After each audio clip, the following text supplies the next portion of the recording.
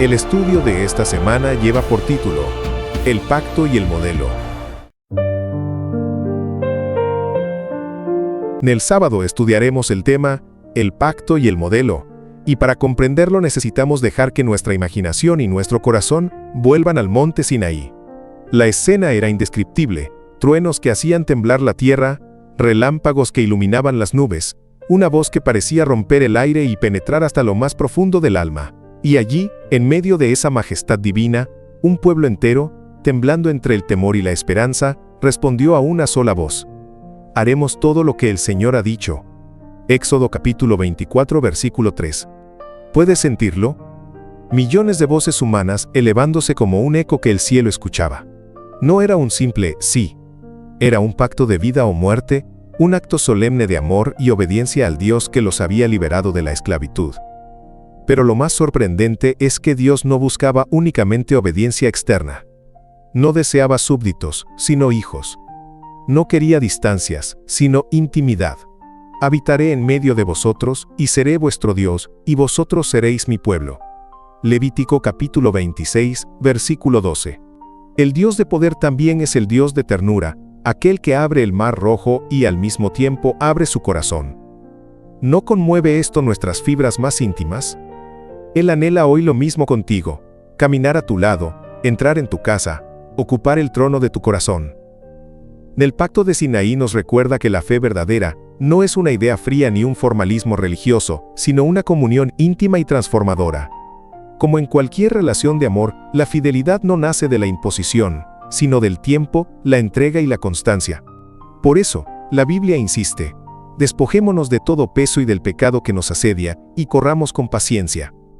Puestos los ojos en Jesús, el autor y consumador de la fe. Hebreos capítulo 12 versículos 1 y 2. La clave no está en nuestras fuerzas, sino en fijar la mirada en Él. Cuando lo hacemos, la obediencia deja de ser carga y se convierte en deleite. En Elena G. de White lo expresó con un tono que parece hablarle directamente a nuestro corazón. Los patriarcas y profetas fueron hombres semejantes a nosotros. Cayeron bajo tentaciones como nosotros hemos caído, pero cobraron nuevo valor y vencieron por la gracia de Dios. El camino a Cristo, página 87. ¡Qué alentador! Ellos también se desanimaron, también cayeron, también dudaron. Pero al levantar la vista hacia Dios, encontraron fuerzas renovadas. ¿No es esto lo que tanto necesitamos tú y yo? Jesús mismo nos invita a un redescubrimiento radical de la palabra. Escudriñad las Escrituras. Ellas son las que dan testimonio de mí. Juan capítulo 5 versículo 39. Desde el primer aliento de la creación, sin Él nada de lo que es hecho, fue hecho. Juan capítulo 1 versículo 3. Hasta el último suspiro de la profecía. He aquí, yo vengo pronto. Apocalipsis capítulo 22 versículo 12. La Biblia entera palpita con la presencia de Cristo. Él es el centro, el hilo invisible, que une cada relato, cada promesa y cada mandamiento. Como si no bastara, Jesús declaró: el que come mi carne y bebe mi sangre, tiene vida eterna. Las palabras que yo os he hablado son espíritu y son vida. Juan capítulo 6, versículos del 53 al 63. La Escritura no es letra muerta, es pan que nutre, agua que sacia, vida que transforma. Elena de White advierte: un pasaje estudiado hasta que su significado nos sea claro, resulta de mucho más valor que la lectura de muchos capítulos, sin obtener instrucción positiva. El camino a Cristo, página 91. La Biblia no es un libro para pasar por encima, es una carta de amor escrita con sangre divina, y cada línea tiene poder para moldear tu destino eterno. Como en Sinaí, Dios vuelve a hablarnos. Y de nuevo resuena la gran pregunta: ¿qué responderás tú? El pacto no fue un acto aislado del pasado, es una invitación presente. El Señor te dice: quiero habitar en tu corazón, quiero escribir mi ley en tu mente, quiero que seas mío. Como en el Sinaí, la voz de Dios vuelve a estremecer el corazón humano. No es un eco perdido en la historia, es un llamado vivo y presente que se dirige directamente a ti. Quiero habitar en tu corazón, quiero escribir mi ley en tu mente, quiero que seas mío. ¿Qué harás con esa voz? ¿Qué responderás? No es un recuerdo lejano, es una invitación personal a dejar que el Creador del universo sea también el dueño de tu vida. Hermano, hermana, piensa en esto. No estás abandonado en tus fracasos. No estás solo en tu lucha. El mismo Dios que abrió mares imposibles para Israel hoy abre caminos en medio de tus pruebas. El mismo Dios que descendió en fuego sobre el Sinaí, hoy quiere descender en el fuego de su Espíritu en tu corazón. ¿No arde dentro de ti el anhelo de decirle, Señor, quiero hacer tu voluntad no en mis fuerzas, sino en tu gracia? Te invito a dejar aquí tu pedido de oración. Hazlo sin temor, porque cada palabra será llevada al trono de la gracia. Quiero orar contigo y por ti, para que esa misma voz que retumbó en Sinaí, resuene con ternura y poder en lo más profundo de tu vida. Y hay algo más. Si este mensaje tocó tu corazón, si sentiste que Dios te habló, no lo guardes solo para ti. Compártelo. Suscribirte y compartir no es solo un clic más en una pantalla, es un acto de fe, una semilla de esperanza que quizá llegue al corazón de alguien que hoy se siente perdido. Tal vez a través de ti otro escuche que el Dios del pacto aún llama, aún ama y aún transforma corazones. Imagina el impacto de tu gesto. Puede ser la forma en que el cielo toque la vida de un amigo, de un familiar o de alguien que ni siquiera conoces. Es predicar con tus manos lo que tu corazón cree. Es ser parte de la misión de Dios. Y cada vez que lo haces, le estás diciendo al cielo, aquí estoy, Señor, dispuesto a ser un canal de tu voz.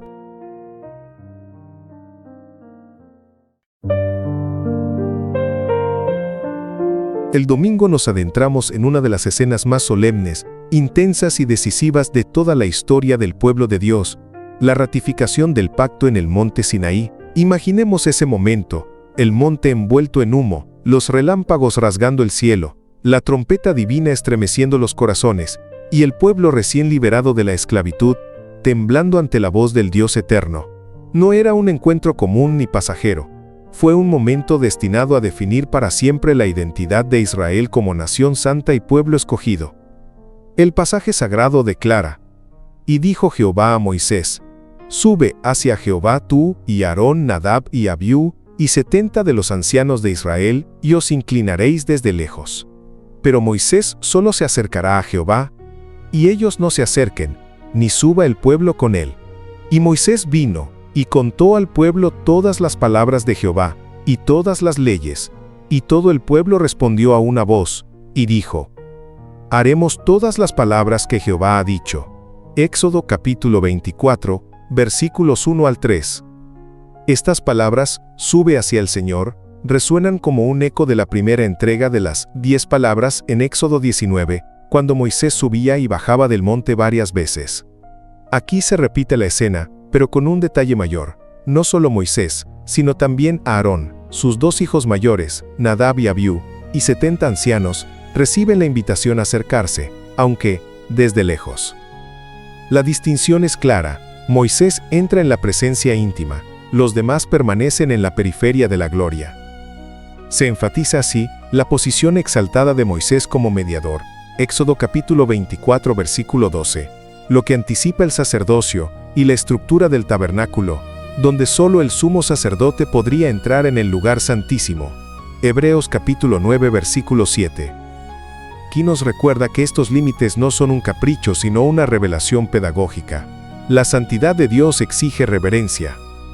Como explica Elena G. de White, la gloria de Dios, que era un terror para los transgresores de la ley, fue una protección para los fieles. El Señor acercaba a los hombres así, pero con reverencia y temor, para que nunca olvidaran su santidad. Patriarcas y Profetas, página 309. ¿No nos habla esto también a nosotros? ¿Cuántas veces queremos acercarnos a Dios a nuestra manera, con ligereza, sin reconocer su santidad? El relato nos recuerda que el acceso al Altísimo siempre requiere mediación, y en nuestro caso el mediador es Jesucristo, el verdadero Moisés, quien abrió un camino nuevo y vivo hasta el trono de la gracia. Hebreos capítulo 4, versículos 14 al 16. El relato prosigue. Moisés escribió todas las palabras de Jehová, y levantándose de mañana edificó un altar al pie del monte y 12 columnas según las 12 tribus de Israel.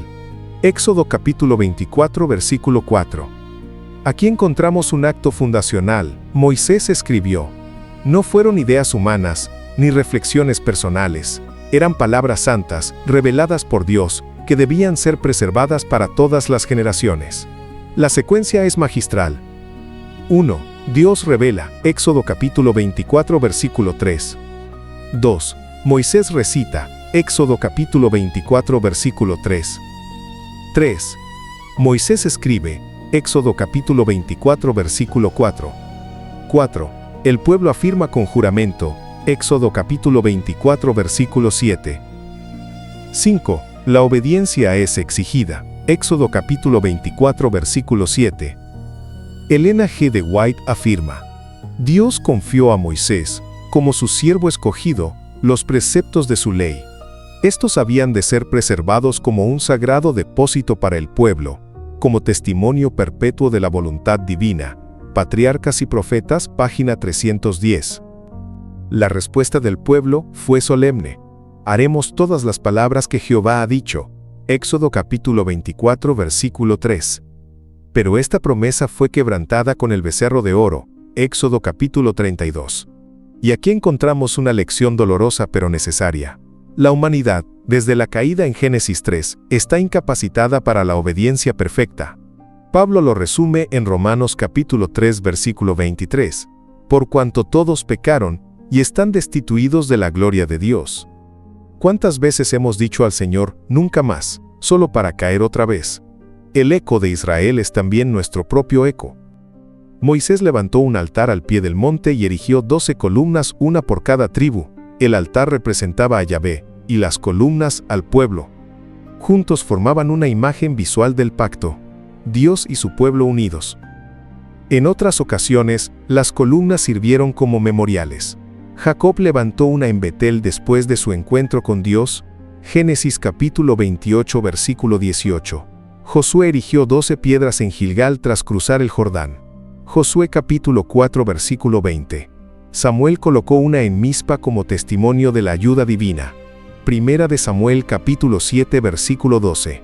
Pero con el tiempo, la misma práctica se pervirtió en idolatría y fue condenada.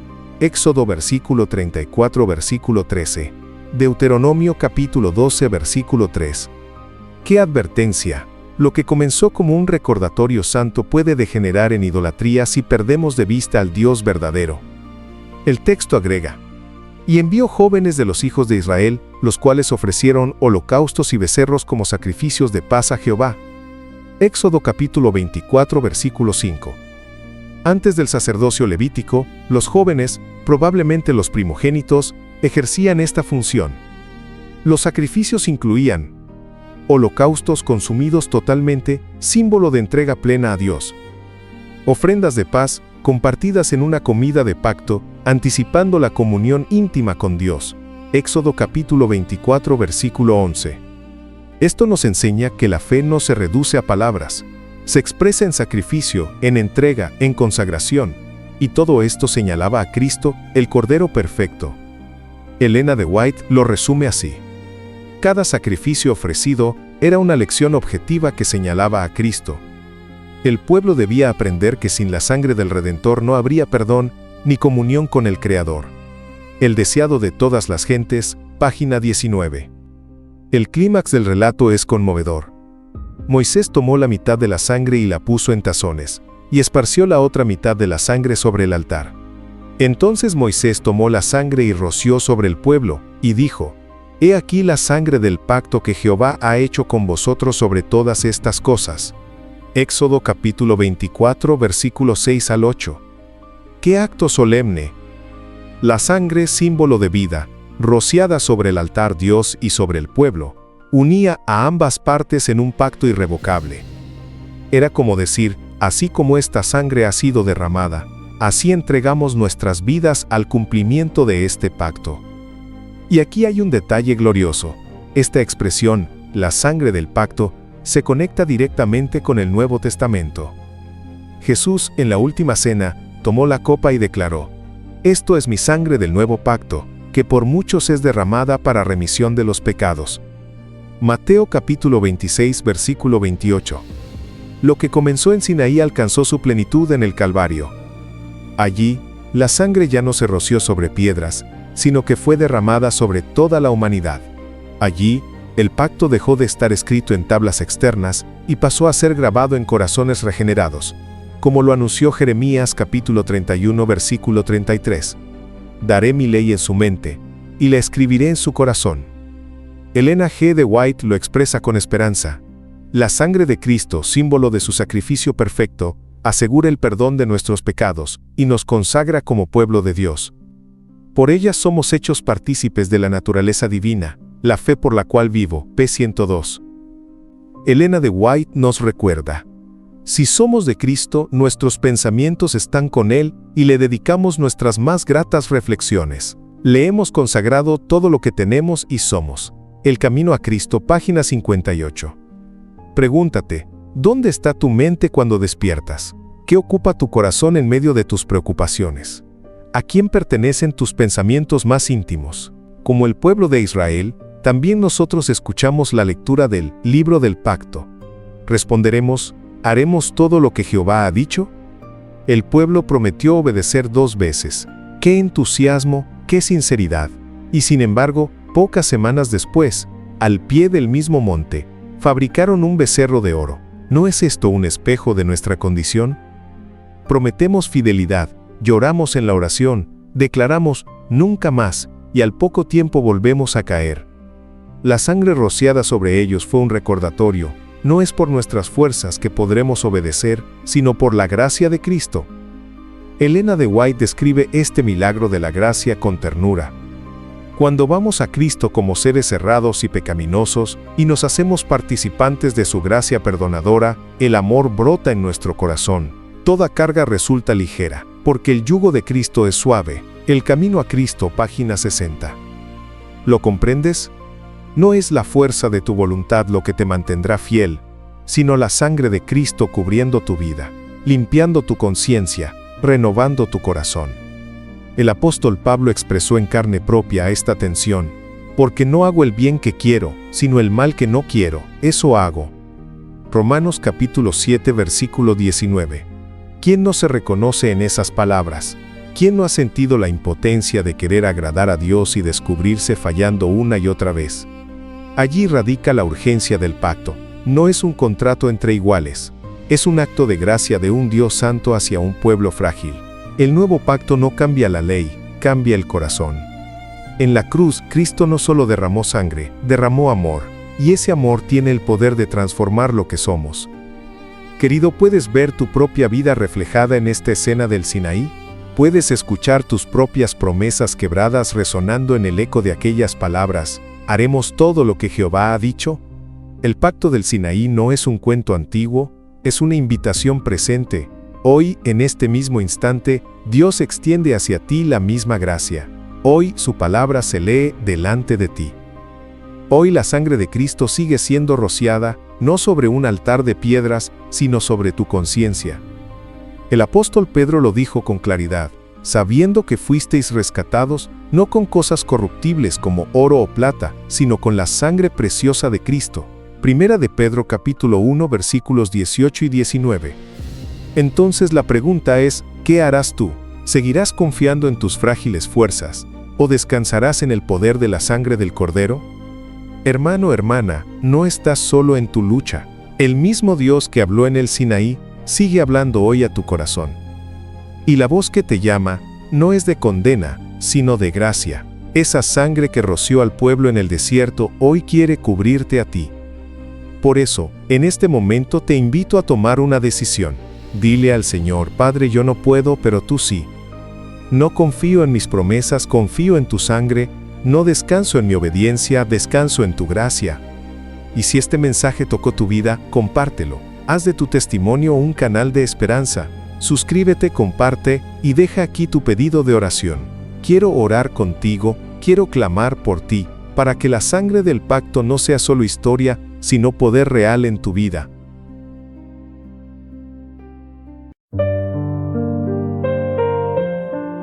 El lunes estudiaremos ver a Dios. El Sinaí aún vibra con ecos de trueno. Una nube espesa abraza la cumbre. Abajo, el pueblo contiene el aliento. Arriba, un pequeño grupo recibe una invitación que corta la historia en dos. Dios los llama a subir. ¿Qué sentirías si el Altísimo pronunciara tu nombre? ¿Temblor? ¿Asombro? El anhelo secreto de ver aquello que tu alma ha buscado toda la vida. Y subieron Moisés y Aarón, Nadab y Abiú, y 70 de los ancianos de Israel, y vieron al Dios de Israel, y había debajo de sus pies como un embaldosado de zafiro, semejante al cielo cuando está sereno. Mas no extendió su mano sobre los príncipes de los hijos de Israel, y vieron a Dios, y comieron, y bebieron. Éxodo capítulo 24 versículos 9 al 11. No subieron todos. El mandato divino fue claro: sube hacia Jehová tú y Aarón, Nadab y Abiú, y 70 de los ancianos de Israel, y os inclinaréis desde lejos. Pero Moisés solo se acercará a Jehová. Éxodo capítulo 24 versículos 1 y 2. Dios establecía límites. Había un camino marcado para cada uno. Moisés debía ir hasta la cumbre, los demás solo hasta cierta altura, y eso no es rebaja, sino pedagogía divina. Dios traza límites que protegen y educan. Moisés asciende hasta la cumbre, los demás, desde lejos. ¿No ocurre igual hoy? El Señor te llama, te atrae, te marca un paso. La fidelidad es aceptar su ritmo, no imponer el nuestro. Moisés, Aarón, sus hijos y los ancianos comenzaron el ascenso. Sus pasos resonaban sobre las piedras mientras subían, sus corazones latían con fuerza. Estaban obedeciendo la voz del Dios eterno. Ellos sabían que se acercaban a una experiencia única. ¿Alguna vez has sentido que Dios te está llevando más arriba, a un terreno sagrado, aunque no sepas exactamente qué te espera? De pronto lo imposible ocurrió, vieron al Dios de Israel. Este versículo ha sido motivo de asombro y desconcierto durante siglos. ¿Cómo pudieron ver a Dios si más adelante se le diría a Moisés: no me verá hombre, y vivirá? Éxodo capítulo 33 versículo 20. La respuesta es que no vieron la esencia plena de la deidad, sino una teofanía, una manifestación visible de la gloria de Dios en formas que el ser humano puede soportar. Como leemos en Isaías, vi yo al Señor sentado sobre un trono alto y sublime, y sus faldas llenaban el templo. Isaías capítulo 6 versículo 1. O como describe Ezequiel, y sobre la expansión que había sobre sus cabezas, parecía una piedra de zafiro. Y sobre la semejanza del trono había una semejanza que parecía de hombre sentado sobre él. Ezequiel capítulo 1 versículo 26. Dios se reveló como una persona real, no como una fuerza impersonal. Era el Dios vivo, el Dios de pacto, que se dignaba mostrar su gloria. Lo que vieron no fue un rostro definido, sino la brillantez de su presencia. Debajo de sus pies había como un embaldosado de zafiro, semejante al cielo cuando está sereno. Esta imagen nos remite a la bóveda celeste de la creación, cuando en el principio Dios dijo: haya expansión en medio de las aguas, y separe las aguas de las aguas. Génesis capítulo 1 versículo 6. El pavimento de zafiro, entonces, representa la pureza, la claridad y la majestad de la presencia divina. En otras palabras, los líderes de Israel contemplaron un símbolo tangible de la santidad de Dios, un cielo sereno, limpio, cristalino, sobre el cual se asienta su trono. Ezequiel también describe algo similar, y sobre la cabeza de los querubines apareció como una piedra de zafiro, que parecía la figura de un trono. Ezequiel capítulo 10 versículo 1. El trono de Dios está asociado con esta visión de pureza y esplendor. Elena G. de White comenta: los 70 ancianos habían de ayudar a Moisés en el gobierno de Israel, y Dios puso sobre ellos su espíritu, y los honró con la visión de su poder y grandeza. No contemplaron la deidad, pero vieron la gloria de su presencia. Antes de esa oportunidad, aquellos hombres no hubieran podido soportar semejante escena. Pero la manifestación del poder de Dios los había llevado a un arrepentimiento reverente. Historia de los Patriarcas y Profetas, página 322. Lo que experimentaron fue suficiente para llevarlos al arrepentimiento y a la reverencia. Y esta es una lección para nosotros. Aun cuando no podemos contemplar a Dios en toda su plenitud, sí podemos percibir su gloria en la naturaleza, en su palabra y en las experiencias espirituales que tenemos al acercarnos a Él. ¿Qué produce en ti el roce de la gloria? ¿Orgullo o arrepentimiento? ¿Búsqueda de honores o hambre de santidad? Pero lo que sigue es aún más asombroso. Vieron a Dios, y comieron y bebieron. No fue una visión fugaz, fue una experiencia de comunión. El Dios del universo, que sostiene galaxias en sus manos, se dignó a compartir un banquete con mortales. En el mundo antiguo, compartir una comida era un acto de pacto, de amistad y de compromiso mutuo. Comer en la mesa de alguien significaba entrar en una relación de lealtad, de honor y de fidelidad. Rechazar una invitación era considerado un insulto gravísimo. Aceptarla, en cambio, implicaba sellar un vínculo que no podía romperse con facilidad. De hecho, cuando leemos en el Evangelio de Lucas que los fariseos criticaban a Jesús porque comía con publicanos y pecadores, Lucas capítulo 5 versículo 30, debemos entenderlo en este mismo contexto cultural. Comer con alguien era un gesto de aceptación, de perdón y de comunión. Aquí, Dios mismo fue el anfitrión. Tras la ratificación del pacto con la sangre se celebró esta cena en las alturas. Era como si el cielo mismo hubiera descendido para estrechar lazos con la tierra. ¿No nos recuerda esto a la Santa Cena? Jesús, siglos después, tomó pan y vino y dijo a sus discípulos: «Esto es mi cuerpo, esta es mi sangre del nuevo pacto». Mateo capítulo 26 versículos 26 y 28. El mismo gesto, un banquete santo que sella una alianza eterna. Lo más conmovedor de la escena es que Dios no extendió su mano contra ellos. A pesar de la impureza que aún habitaba en sus corazones, el Señor no los hirió con muerte, ni con pestilencia, ni con ceguera, aunque humanamente no tenían derecho a pensar que podrían ver a Dios y seguir con vida. Como leemos en las Escrituras, he visto a Dios cara a cara, y fue librada mi alma. Génesis capítulo 32 versículo 30. No me verá hombre, y vivirá. Éxodo capítulo 33 versículo 20. Y he visto al ángel de Jehová, cara a cara. Mas Jehová le dijo: paz a ti, no tengas temor, no morirás. Jueces capítulo 6 versículo 22 y 23. En esa ocasión, lo que sus ojos alcanzaron no fue la esencia desnuda de la deidad, sino la gloria del Hijo de Dios, la segunda persona de la Trinidad, quien se manifestó como el resplandor visible de la presencia del Padre. Historia de los Patriarcas y Profetas, páginas 321 al 381. Era gracia pura, el Dios eterno revelándose en una medida que podían soportar. Y allí, en la misma altura del monte, ocurrió algo profundamente significativo.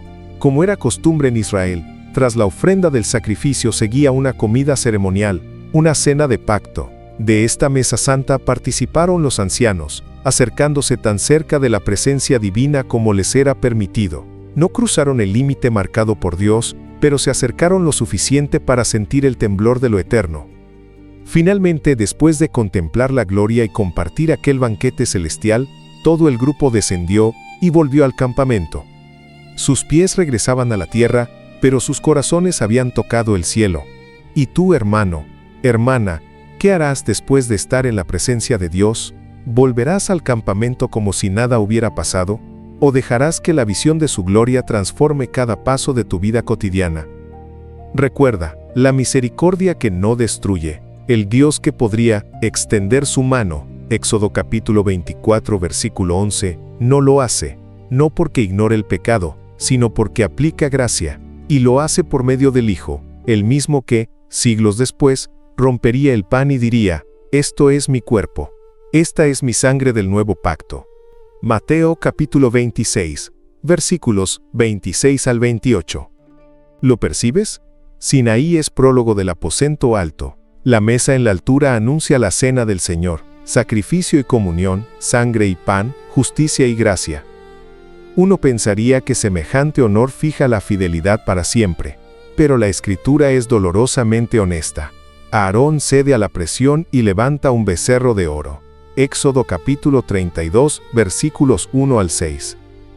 Nadab y Abiú ofrecerán fuego extraño y caerán. Levítico capítulo 10, versículos 1 y 2. Una jornada en las alturas no vacuna contra la tibieza del día siguiente. Por eso Pablo sacude: el que piensa estar firme, mire que no caiga. 1 Corintios capítulo 10, versículo 12. ¿De qué te sirve haber visto el pavimento de zafiro si mañana olvidas quién es tu Dios? Esto nos recuerda que no basta con tener experiencias espirituales intensas. Lo que Dios busca es un corazón transformado y obediente. El apóstol Pablo lo expresa con claridad: el que piense estar firme, mire que no caiga. 1 Corintios 10, versículo 12. Para nosotros como pueblo adventista, que hemos recibido tanta luz profética y tanta verdad revelada, esta advertencia es especialmente relevante. Podemos asistir a cultos, escuchar sermones, participar de la Santa Cena, y aún así, perder la esencia de la verdadera conversión si no dejamos que el Espíritu Santo transforme nuestras vidas. El relato continúa diciendo: entonces Moisés subió al monte, y una nube cubrió el monte, y la gloria de Jehová reposó sobre el monte Sinaí, y la nube lo cubrió por 6 días, y al 7º día llamó a Moisés de en medio de la nube. Y la apariencia de la gloria de Jehová era como un fuego consumidor en la cumbre del monte, a los ojos de los hijos de Israel. Y entró Moisés en medio de la nube, y subió al monte, y estuvo Moisés en el monte 40 días y 40 noches. Éxodo capítulo 24 versículos 15 al 18. Aquí encontramos otro principio espiritual, la espera en la presencia de Dios. Moisés estuvo 6 días aguardando en silencio en oración, sin recibir una palabra, sin ver un cambio. Solo al 7º día Dios lo llamó. Elena de White comenta: durante 6 días la nube cubrió el monte como una demostración de la presencia especial de Dios. Sin embargo, no dio ninguna revelación de sí mismo ni comunicación de su voluntad. Durante ese tiempo Moisés permaneció en espera de que se le llamara a presentarse en la cámara de la presencia del Altísimo. Este plazo de espera fue para él un tiempo de preparación, de íntimo examen de conciencia. Hubo de emplear 6 días de constante dedicación a Dios mediante el examen de su corazón, la meditación y la oración, antes de estar preparado para comunicarse directamente con su Hacedor. Historia de los Patriarcas y Profetas, página 323. ¿Cuántas veces nosotros también debemos esperar? Nos impacientamos si Dios no responde enseguida a nuestras oraciones, si no vemos un milagro al instante. Pero la historia de Moisés nos enseña que la espera en la nube puede ser parte del proceso de preparación espiritual. El pueblo desde abajo veía la gloria de Jehová como un fuego consumidor en la cima del monte. Esa visión le recordaba que Dios es santo, que no puede ser tratado con ligereza. El autor de Hebreos retoma esta idea cuando escribe: nuestro Dios es fuego consumidor. Hebreos capítulo 12 versículo 29.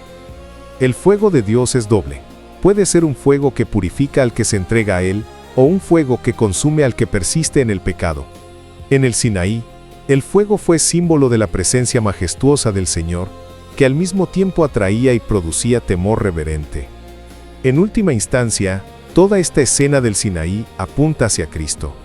Él es el mediador del nuevo pacto, como escribe el apóstol Pablo, porque hay un solo Dios, y un solo mediador, entre Dios y los hombres, Jesucristo hombre, 1 de Timoteo 2, versículo 5. Así como Moisés subió al monte para recibir la ley, Cristo subió al monte de la cruz para darnos la gracia. Así como los ancianos vieron un pavimento de zafiro y un cielo sereno, nosotros contemplamos en Jesús la gloria de Dios hecha carne. Y aquel Verbo fue hecho carne, y habitó entre nosotros, y vimos su gloria, gloria como del unigénito del Padre, lleno de gracia y de verdad. Juan capítulo 1 versículo 14. Querido hermano, querida hermana, este relato del Sinaí no es solo un recuerdo del pasado, es una invitación para ti hoy. El mismo Dios que se manifestó en fuego y en nube, el mismo que ofreció un banquete de comunión en el monte, hoy te dice: he aquí, yo estoy a la puerta y llamo. Si alguno oye mi voz y abre la puerta, entraré a él, y cenaré con él, y él conmigo. Apocalipsis capítulo 3 versículo 20. Dios quiere tener comunión contigo. No rechaces su invitación, no dejes pasar este llamado. Hoy quiero invitarte a reflexionar. ¿Estás dispuesto a subir al monte de la presencia de Dios, aunque implique esperar, aunque implique ser probado, aunque implique ver su fuego purificador? ¿Estás dispuesto a aceptar su invitación al banquete eterno? Te animo a dejar aquí tu pedido de oración. Quiero orar contigo y por ti, para que la voz que retumbó en el Sinaí resuene también en tu vida. Si este mensaje tocó tu corazón, suscríbete y comparte este estudio. Hazlo no solo como un clic, sino como un acto de evangelismo, para que otros también puedan sentarse a la mesa con Cristo y descubrir que Dios es real, cercano y transformador. Vieron al Dios de Israel, y debajo de sus pies había como un embaldosado de zafiro, semejante al cielo cuando está sereno. Éxodo 24 versículo 10. Ese mismo cielo sereno está abierto hoy para ti.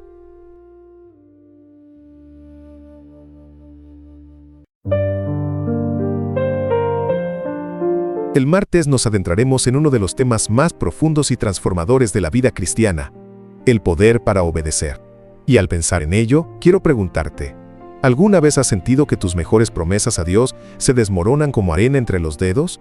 Has dicho, Señor, esta vez seré fiel, y sin embargo minutos después te encontraste enredado en la misma debilidad. Entonces este mensaje es para ti. La obediencia a Dios jamás ha sido un simple acto externo, ni una fría formalidad religiosa. No se trata de cumplir reglas para ganar puntos en el cielo. La obediencia es en realidad la expresión de un corazón renovado, un corazón que ya no late por sí mismo, sino que palpita con la vida de Cristo. El profeta Ezequiel lo proclamó con palabras que atraviesan el tiempo como una espada. Os daré corazón nuevo, y pondré espíritu nuevo dentro de vosotros, y quitaré de vuestra carne el corazón de piedra, y os daré un corazón de carne, y pondré dentro de vosotros mi espíritu, y haré que andéis en mis estatutos, y guardéis mis preceptos, y los pongáis por obra. Ezequiel capítulo 36 versículos 26 y 27. ¿No es esto lo que más necesitamos? Un corazón que ya no sea duro, frío y egoísta, sino sensible al amor de Dios. Un espíritu que no dependa de nuestra disciplina quebradiza, sino del poder eterno del Espíritu Santo. Miremos el espejo de la historia de Israel, porque en él se refleja nuestro propio rostro. 3 veces el pueblo de Dios declaró con fervor: haremos todo lo que Jehová ha dicho. Éxodo 19 versículo 8, 24 versículo 3 y 24 versículo 7. 3 veces. Pero casi de inmediato, al pie del Sinaí, cuando la gloria aún iluminaba la cima del monte, levantaron un becerro de oro y se inclinaron ante él. ¿Cómo pudo suceder? ¿Cómo se puede prometer tanto y fallar tan rápido? La respuesta es dolorosa, pero real. La obediencia basada en nuestra fuerza es como una cuerda podrida que se rompe al primer tirón. Y lo mismo nos pasa a nosotros. Prometemos fidelidad en la oración de la mañana, y en la tarde ya hemos caído en impaciencia, orgullo o tentación. Josué al final de su vida les advirtió con voz grave: no podéis servir a Jehová, porque Él es Dios santo y Dios celoso. No sufrirá vuestras rebeliones y vuestros pecados. Josué capítulo 24, versículo 19. ¿Te das cuenta? No es un desaliento, es una advertencia. La obediencia no brota de nuestra voluntad caída, sino de una dependencia constante del poder de Dios. Y aquí resuena la paradoja cristiana que Pablo proclamó: cuando soy débil, entonces soy fuerte. Segunda a los Corintios capítulo 12 versículo 10. En otras palabras, cuando reconoces tu incapacidad, entonces puedes experimentar la capacidad infinita de Cristo en ti. En Ezequiel 36 hay un detalle que no debemos pasar por alto: los verbos. Dios no dice, ustedes harán, sino, yo os recogeré, yo os limpiaré, yo os daré, yo pondré, yo haré. Todo comienza con Él. La obediencia no es una escalera por la cual subimos al cielo. Es un camino por el cual Dios desciende a nuestro corazón para transformarlo desde adentro. Así lo afirma el apóstol Pablo: porque Dios es el que en vosotros produce así el querer como el hacer, por su buena voluntad. Filipenses capítulo 2 versículo 13. Puedes verlo. Incluso el deseo de obedecer es un regalo divino. Entonces, ¿cómo podríamos jactarnos de nuestras obras? La obediencia es un don tanto como la justificación y la salvación. El corazón humano es descrito como de piedra, insensible, rígido, cerrado a la voz de Dios. ¿Cuántas veces la palabra nos confronta, y sin embargo seguimos igual, como si no escucháramos nada? Pero cuando el Espíritu Santo se instala en nuestra vida, ese corazón se vuelve de carne, tierno, dócil, dispuesto. Como leemos en Romanos 8:9, si alguno no tiene el Espíritu de Cristo, no es de él. Elena de White lo confirma con una claridad poderosa: la única salvaguardia contra el mal consiste en que mediante la fe en su justicia, Cristo more en el corazón. El discurso maestro de Jesucristo, página 100. Cuando Cristo habita en nosotros, la tentación pierde su encanto, y la gracia de Cristo comienza a transformar nuestro carácter. ¿No anhelas tú esa experiencia? Un corazón en el cual la obediencia no sea una lucha constante, sino un fruto natural del amor de Dios. Pero surge una pregunta que nos confronta con crudeza. Si Dios nos da poder para obedecer, ¿por qué pecamos con tanta facilidad? La respuesta es clara: porque en nuestro corazón aún hay egoísmo. Esa es la puerta por donde entra la tentación. El enemigo sabe bien cómo explotarlo. Jesús mismo advirtió a Pedro: Satanás os ha pedido para zarandearos como a trigo. Lucas capítulo 22 versículo 31. ¡Qué imagen tan fuerte! El diablo quiere sacudirnos, desgarrarnos, destrozar nuestra fe. Pero escucha la promesa de Cristo: yo he rogado por ti, que tu fe no falte. Lucas capítulo 22 versículo 32. Elena de White pinta esta realidad con una fuerza conmovedora. Si pudiera agudizarse nuestra visión espiritual, veríamos almas oprimidas y sobrecargadas de tristeza, a punto de morir de desaliento. Veríamos ángeles volando rápidamente para socorrer a estos tentados. El discurso maestro de Jesucristo, página 101. ¿Lo imaginas? Ángeles luchando a tu alrededor, rechazando las huestes de maldad, protegiéndote cuando estás al borde de caer. No estamos solos en esta batalla. Cristo mismo declara: «He aquí os doy potestad de hollar serpientes y escorpiones, y sobre toda fuerza del enemigo, y nada os dañará». Lucas capítulo 10, versículo 19. Pero aquí surge otra verdad fundamental. Nuestra parte es decidir seguir a Dios. Y esa decisión no se toma una sola vez en la vida, sino cada mañana, cada momento, en cada elección. Necesitamos tomar la decisión constante de rendirnos a Él. ¿Puedes ver la profundidad de esto? No somos capaces por nosotros mismos de poner en práctica esa decisión. Nuestras intenciones más sinceras se diluyen como humo si no dependen de la fuerza divina. Pero, cuando entregamos nuestra debilidad a Dios, Él nos hace fuertes. Pablo lo resumió con palabras inmortales: «Cuando soy débil, entonces soy fuerte». Segunda a los Corintios capítulo 12, versículo 10. Mira de nuevo a Ezequiel. Observa cómo Dios repite el pronombre yo. Yo os recogeré, yo os limpiaré, yo os daré, yo pondré, yo haré. Es como si Dios insistiera en borrar toda ilusión de que la obediencia pueda lograrse en nuestras fuerzas. Él se identifica contigo y te dice: «Yo haré en ti lo que tú no puedes hacer». Elena de White lo afirma con ternura y firmeza. Vivamos en contacto con el Cristo vivo, y Él nos asirá firmemente con una mano que nos guardará para siempre. El discurso maestro de Jesucristo, páginas 100 a 101. La Biblia lo confirma con absoluta certeza. «Pondré mi espíritu dentro de vosotros, y haré que andéis en mis mandamientos, que guardéis mis normas y las cumpláis». Ezequiel 36 en 27. Dios no solo ordena obediencia, sino que concede el poder para obedecer. La obediencia, no solo nuestro desempeño o nuestros logros, es un don divino, al igual que la justificación y la salvación. Filipenses capítulo 2, versículo 13. Hermano, hermana, ¿qué harás con este mensaje? El tiempo de jugar a la religión ya terminó. No basta con levantar manos en alabanza si el corazón sigue endurecido. No es suficiente recitar votos solemnes si la vida permanece encadenada al pecado. Dios hoy te dice: «Hijo mío, dame tu corazón». Proverbios capítulo 23, versículo 26. Y cuando se lo entregues, Él hará el milagro. Quitará el corazón de piedra y te dará un corazón de carne. El poder para obedecer no está en ti, está en Cristo que vive en ti. Él es tu fuerza, tu torre fuerte, tu refugio seguro. El mismo que te ordena obedecer es el que te da el poder para hacerlo. Querido, este martes te invito a entregar tu corazón al Señor. No pelees solo, no intentes en tus fuerzas lo que solo el Espíritu puede lograr en ti. Cristo quiere obrar hoy mismo en tu vida, cambiar tu corazón y llenarte de poder para andar en obediencia. Si sientes en tu corazón la necesidad de rendirte, ora conmigo. Señor, reconozco que no puedo obedecerte en mis fuerzas. Toma mi corazón de piedra y cámbialo por un corazón sensible a tu voz. Pon tu espíritu en mí y haz en mí lo que yo no puedo hacer. Te entrego mi debilidad para que tu fuerza se perfeccione en mí. En el nombre de Jesús, amén. Ahora te invito, suscríbete a este espacio de estudio, compártelo con alguien que lo necesite, y si deseas, deja tu pedido de oración. Estaré orando por ti, para que el mismo Dios que da el querer y el hacer complete en ti la obra de la obediencia. Venid a mí todos los que estáis trabajados y cargados, y yo os haré descansar. Mateo capítulo 11, versículo 28.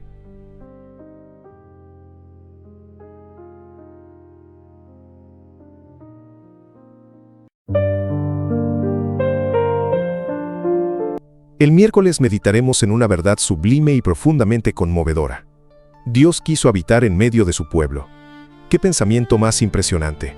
El Creador del universo, aquel cuya gloria llena los cielos y cuya voz hace temblar las montañas, se inclinó con ternura hacia un grupo de exesclavos recién liberados para enseñarles, paso a paso, el camino de la salvación. No los dejó a ciegas, ni les habló de misterios incomprensibles, sino que descendió a su nivel y les regaló una escuela visual y viviente, el santuario.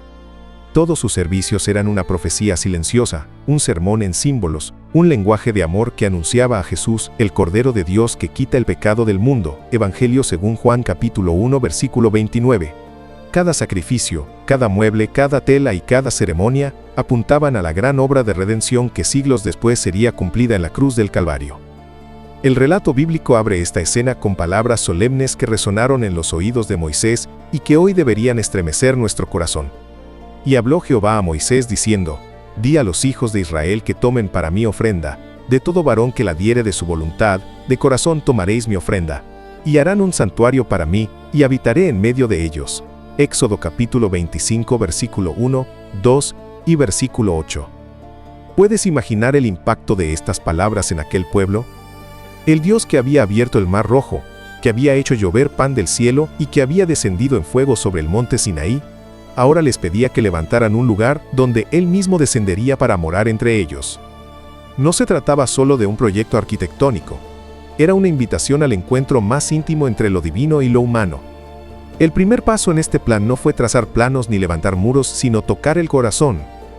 Dios dijo: De todo varón que la diere de su voluntad, de corazón, tomaréis mi ofrenda. ¡Qué detalle tan revelador! El Señor no deseaba un tributo frío, una obligación impuesta, ni un cálculo interesado. Lo que buscaba era un reflejo de gratitud genuina. Elena de White lo expresa con fuerza. El Señor deseaba que el pueblo edificara el tabernáculo con ofrendas voluntarias. Solo se aceptaban aquellas que provenían de un corazón dispuesto y generoso. Así se establecía la lección de que Dios no acepta dádivas forzadas sino el servicio de amor. Patriarcas y Profetas, página 312. Ese principio sigue vigente hoy. Dios no mide lo que damos por la cantidad, sino por el amor con que lo entregamos. Así lo afirma el apóstol Pablo. El que siembra escasamente también segará escasamente, y el que siembra generosamente, generosamente también segará. Cada uno dé como propuso en su corazón, no con tristeza ni por necesidad, porque Dios ama al dador alegre. Segunda carta a los Corintios capítulo 9, versículos 6 y 7. Los israelitas entendieron la lección. La Escritura relata con ternura: Vinieron todos los varones a quienes su corazón estimuló, y todos aquellos de espíritu voluntario, y trajeron la ofrenda a Jehová. Éxodo capítulo 35 versículo 21. El movimiento fue tan masivo y tan apasionado que finalmente Moisés tuvo que detenerlos. Y hablaron a Moisés diciendo: El pueblo trae mucho más de lo que se necesita. Entonces Moisés mandó pregonar por el campamento diciendo: Ningún hombre ni mujer haga más para la ofrenda del santuario. Así se le impidió al pueblo ofrecer más. Éxodo capítulo 36, versículos 5 y 6. ¡Qué escena!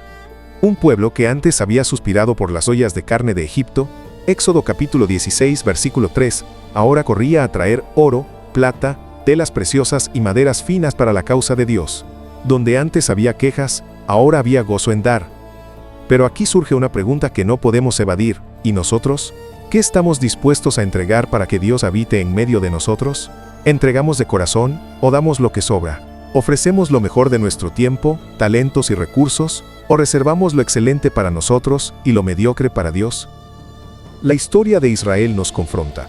Como aquella viuda que echó sus dos blancas en el templo, Evangelio según Marcos capítulo 12 versículo 41 y 44, el valor de lo que damos no está en la cantidad, sino en la disposición. Dios se complace tanto en el perfume costoso derramado a los pies de Jesús, Evangelio según Mateo capítulo 26 versículos del 7 al 13, como en la ofrenda mínima pero sincera de quien lo da todo por amor. Elena de White nos acude con esta reflexión: el servicio de Dios requiere el ejercicio de todas nuestras facultades. La mejor parte de nuestra vida, las más elevadas aspiraciones, los afectos más tiernos y los pensamientos más profundos deben consagrarse a Él.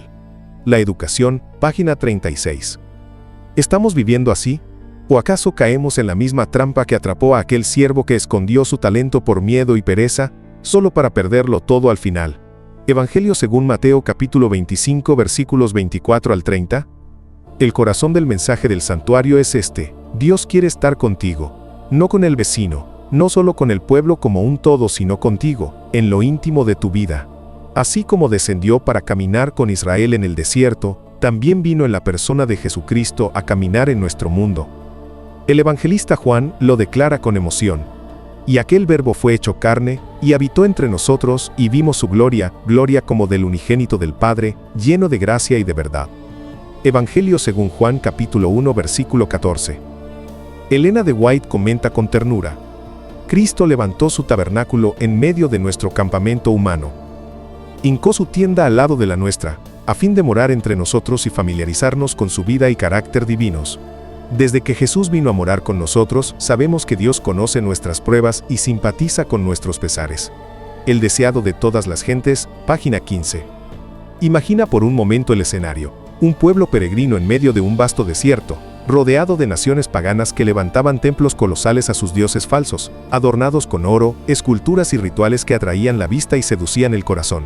Israel, recién liberado de la esclavitud de Egipto, fácilmente podía caer en la tentación de adorar lo que sus ojos veían y sus manos podían tocar. Sabemos cuán frágiles eran. Bastó una demora de Moisés en el Sinaí para que fabricaran un becerro de oro y lo proclamaran como su Dios. Éxodo capítulo 32 versículos del 1 al 6. ¿Cómo podría este pueblo mantener vivo el pacto con el Dios invisible, con aquel que no podía representarse con imágenes ni estatuas? Fue entonces cuando el Señor, en su infinita sabiduría y misericordia, dio esta orden decisiva: y harán un santuario para mí, y habitaré en medio de ellos. Éxodo capítulo 25 versículo 8. ¡Qué declaración tan gloriosa! El Dios del universo, el creador de los cielos y de la tierra, el que ni el cielo de los cielos puede contener, Primera de Reyes capítulo 8 versículo 27, decidió descender y morar en medio de su pueblo frágil e inclinado a la idolatría. No mandó construir un palacio imponente para mostrar poder, sino un tabernáculo portátil, hecho con materiales que el pueblo mismo aportaba de corazón. Era sencillo pero cargado de gloria, porque lo importante no era la estructura, sino la presencia de Dios que allí reposaría. Elena G. de White comenta con solemnidad: el santuario era un medio para que Dios pudiera habitar visiblemente en medio de su pueblo, preservándolos de la idolatría y enseñándoles grandes verdades espirituales por medio de símbolos y ceremonias. Patriarcas y Profetas, página 313. ¿Puedes ver el amor de Dios en este detalle? Él conocía la debilidad de Israel, sabía que eran como niños aprendiendo a caminar en la fe, y por eso les dio un libro ilustrado, un evangelio en símbolos, una pedagogía divina que los alejara de la idolatría y los condujera hacia la verdadera adoración. Pero hay algo aún más sorprendente. El santuario no fue el fruto de la creatividad humana, ni de la genialidad arquitectónica de Moisés. El texto bíblico lo afirma con claridad. Conforme a todo lo que yo te muestre, el diseño del tabernáculo y el diseño de todos sus utensilios, así lo haréis. Éxodo capítulo 25 versículo 9. En lo alto del monte, Moisés contempló una visión del modelo celestial. No se trataba de un simple campamento religioso, sino de una representación en miniatura del verdadero santuario en el cielo. El autor de Hebreos lo explica así: los cuales sirven a lo que es figura y sombra de las cosas celestiales, como se le advirtió a Moisés cuando iba a erigir el tabernáculo, diciéndole: mira, haz todas las cosas conforme al modelo que se te ha mostrado en el monte. Hebreos capítulo 8 versículo 5. Aquí descubrimos un misterio sublime. El santuario terrenal era una copia pedagógica, una sombra visible del verdadero santuario donde Cristo mismo ministra como nuestro gran sumo sacerdote. Hebreos capítulo 8 versículo 1 y 2. Cada mueble, cada cortina, cada sacrificio era una lección objetiva del plan de redención.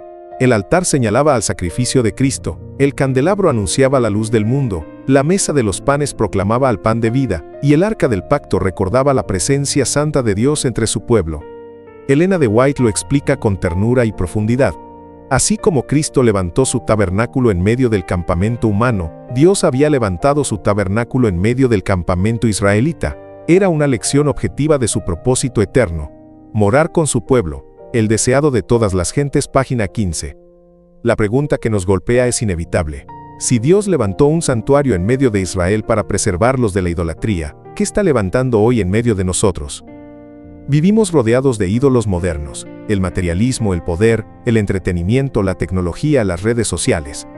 No son estatuas de piedra ni becerros de oro, pero se levantan en el corazón cuando ocupan el lugar que le corresponde solo a Dios.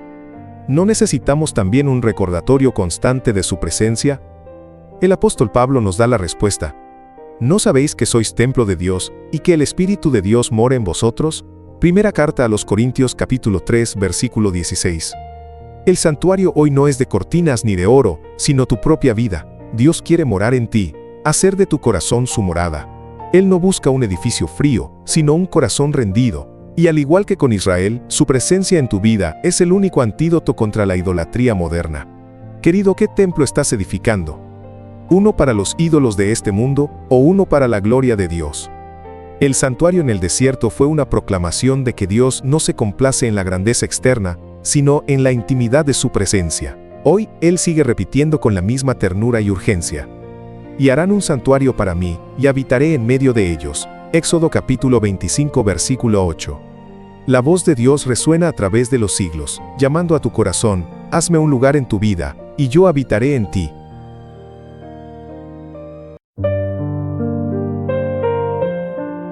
El jueves estudiaremos uno de los momentos más trascendentales en la historia del pueblo de Israel: la construcción del tabernáculo, la elección de Bezaleel y Aholiab como artesanos principales, la importancia del sábado como señal de santificación y el regalo culminante de las tablas de la ley. No se trata de simples relatos antiguos, sino de lecciones profundas para nuestra vida espiritual hoy. Este pasaje de Éxodo nos habla de obediencia, de creatividad santificada, de descanso en el Señor y del poder transformador del Espíritu Santo. Al recorrer estos capítulos, veremos cómo Dios no solo dio instrucciones para edificar un santuario, sino que también reveló su deseo de morar en medio de su pueblo, llenándolos de su espíritu para capacitarlos en cada detalle de la obra. Después de liberar a Israel de Egipto, Dios los condujo al monte Sinaí. Allí entregó su ley y también las instrucciones detalladas para levantar un santuario. Dice la Escritura: y harán un santuario para mí, y habitaré en medio de ellos. Conforme a todo lo que yo te muestre, el diseño del tabernáculo y el diseño de todos sus utensilios, así lo haréis. Éxodo capítulo 25 versículos 8 y 9. El tabernáculo no sería una construcción improvisada. Cada medida, cada material, cada diseño tenía un propósito espiritual. Era un lugar de encuentro, un símbolo visible de que el Dios del universo deseaba vivir cerca de su pueblo. Elena de White comenta: Dios mismo dio el plan del tabernáculo, con todas sus especificaciones, porque no había mente humana capaz de concebir una obra tan perfecta en todos sus detalles, y llena de simbolismo divino. Patriarcas y Profetas, páginas 343. Esto nos enseña que Dios cuida de los detalles. Lo mismo hace con nuestra vida. Cada aspecto, aunque parezca pequeño, tiene valor para Él y un propósito en su plan. En medio de estas instrucciones, el Señor no dejó al azar quién dirigiría la construcción. Él mismo eligió a 2 hombres llamándolos por su nombre. Mira, yo he llamado por nombre a Bezaleel hijo de Uri, hijo de Hur de la tribu de Judá, y lo he llenado del Espíritu de Dios en sabiduría, en inteligencia, en ciencia y en todo arte. Éxodo capítulo 31 versículos 2 y 3. El hecho de que Dios llame por nombre es significativo. Lo hizo con Moisés en la zarza ardiente. Moisés, Moisés, Éxodo capítulo 3 versículo 4. Lo hizo con Samuel en el santuario. Samuel, Samuel, 1 Samuel capítulo 3 versículo 10. Lo hizo con Isaías: ¿a quién enviaré y quién irá por nosotros? Isaías capítulo 6 versículo 8. Cada llamado fue personal, específico y lleno de propósito. Elena de White señala: la Iglesia tiene tanta necesidad de hombres como Bezaleel y Aholiab que realicen fielmente la obra práctica, como tiene de hombres como Isaías y Pablo que prediquen el Evangelio. Profetas y Reyes, página 56. Esto nos invita a reflexionar. ¿Vemos nuestro trabajo, nuestros talentos como un don divino para servir? Lo más llamativo es que esta es la primera vez en la Biblia que se dice que alguien fue lleno del Espíritu de Dios, y no fue un profeta ni un rey, sino un artesano. Lo he llenado del Espíritu de Dios, en sabiduría, en inteligencia, en ciencia y en todo arte. Éxodo capítulo 31, versículo 3. Esto muestra que el Espíritu no se limita a la predicación o a lo religioso en un sentido estrecho. Él capacita para todo tipo de obra, manual, artística, intelectual. La creatividad también puede ser una expresión de adoración cuando se hace para la gloria de Dios. Elena de White explica: el Espíritu Santo le impartiría a Bezaleel ciencia, inteligencia y sabiduría, además de la destreza artística necesaria. Esto nos enseña que toda capacidad, ya sea en lo espiritual o en lo secular, proviene de Dios y debe ser empleada para su gloria. Comentario Bíblico Adventista, tomo 1, página 1136. Esto significa que tu habilidad para enseñar, para cocinar, para escribir, para escuchar o para diseñar, no es casualidad. Es un don que puede ser santificado por Dios. El texto dice además que Bezaleel recibió la capacidad para inventar diseños. Éxodo capítulo 31 versículo 4. La creatividad es parte de la imagen de Dios en nosotros. No se trata solo de copiar, sino de imaginar, diseñar, crear. Hoy vemos cómo el arte, la música, la literatura o la tecnología pueden usarse para bien o para mal. El mismo talento puede elevar al ser humano hacia Dios o hundirlo en el egoísmo. Elena de White advierte: todo artista, ya sea poeta, pintor, escultor, músico o diseñador, debe reconocer que su talento es un depósito sagrado de Dios. Si es usado para su gloria, elevará a la humanidad. Si es usado para la exaltación propia, solo servirá para la corrupción. La educación, página 29. Dios también ordenó que se confeccionaran vestiduras especiales para los sacerdotes, y en particular para el sumo sacerdote. Estas prendas no eran simples adornos sino símbolos profundos. Y pondrás en el pectoral de juicio Urim y Tumim, para que estén sobre el corazón de Aarón cuando entre delante de Jehová, y llevará siempre a Aarón el juicio de los hijos de Israel sobre su corazón delante de Jehová. Éxodo capítulo 28 versículo 30. El sumo sacerdote llevaba los nombres de las tribus sobre su pecho y sus hombros, recordando que representaba a todo el pueblo ante Dios. Esto apuntaba a Cristo, nuestro gran sumo sacerdote, que vive siempre para interceder por nosotros. Hebreos capítulo 7 versículo 25. Hoy, nuestras vestiduras espirituales son Cristo mismo, vestidos del Señor Jesucristo. Romanos capítulo 13 versículo 14. En medio de estas instrucciones, Dios resaltó de nuevo el sábado. En verdad vosotros guardaréis mis sábados, porque es señal entre mí y vosotros por vuestras generaciones, para que sepáis que yo soy Jehová que os santifico. Éxodo capítulo 31 versículo 13. El sábado no es solo un día, sino una señal de pertenencia y santificación. Nos recuerda que Dios es nuestro Creador, Génesis capítulo 2 versículo 2 y 3, nuestro Redentor, Deuteronomio capítulo 5 versículo 15, y nuestro Santificador, Ezequiel capítulo 20 versículo 12. Elena de White escribió: el sábado es una señal de la relación entre Dios y su pueblo. Indica que ellos reconocen su dependencia de Él y que son suyos, su pueblo redimido. Es una señal de obediencia y de lealtad. Patriarcas y Profetas, página 336. En un mundo obsesionado con la productividad, el sábado nos recuerda que no somos esclavos del trabajo, sino hijos amados de un Dios que nos invita al descanso. El capítulo concluye con la entrega de las 2 tablas de piedra. Y dio a Moisés 2 tablas del testimonio, tablas de piedra escritas con el dedo de Dios. Éxodo capítulo 31 versículo 18. El hecho de que fueran de piedra indica su carácter eterno. Jesús lo reafirmó: ni una jota ni una tilde pasará de la ley. Mateo capítulo 5 versículo 18. La ley revela el carácter de Dios y muestra el camino de la vida abundante. Es un muro de protección, no una carga. Pero sobre la ley estaba el propiciatorio, recordándonos que aunque la ley muestra el pecado, la gracia de Dios lo cubre. El propiciatorio, caporet, significa cubierta o expiación. Allí se manifestaba la presencia de Dios entre los querubines. Era símbolo de Cristo, a quien Dios puso como propiciación por medio de la fe en su sangre. Romanos capítulo 3 versículo 25. Esto enseña que la salvación no es por la ley sino por gracia. La ley nos muestra nuestra necesidad. La gracia nos salva. Elena de White lo resume así: la morada del Espíritu en nuestro corazón se revelará por la manifestación del amor celestial.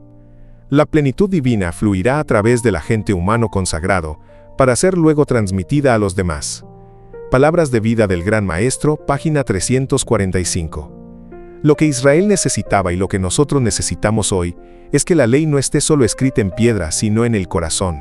Como dice Jeremías 31 versículo 33, daré mi ley en su mente y la escribiré en su corazón, y yo seré a ellos por Dios, y ellos me serán por pueblo.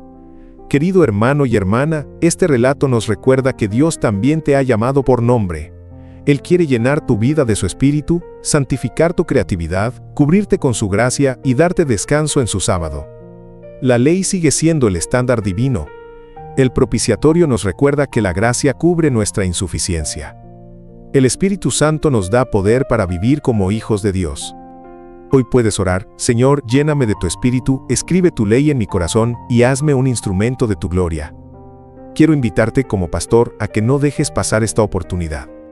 Dedica tus talentos a Dios, recibe la santificación de su Espíritu, descansa en la gracia de Cristo y guarda sus mandamientos con amor.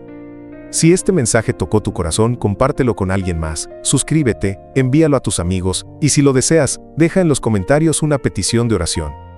Estaré orando por ti, para que el mismo Espíritu que llenó a Bezaleel y a Joliab, también llene tu vida con sabiduría, amor y poder.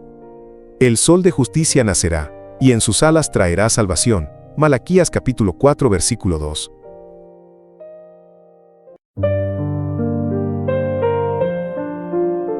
El tabernáculo fue el lugar donde Dios reveló con símbolos el plan de salvación. Cada sacrificio señalaba al Cordero de Dios, cada mueble hablaba de Cristo, y la ley dentro del arca recordaba la justicia divina.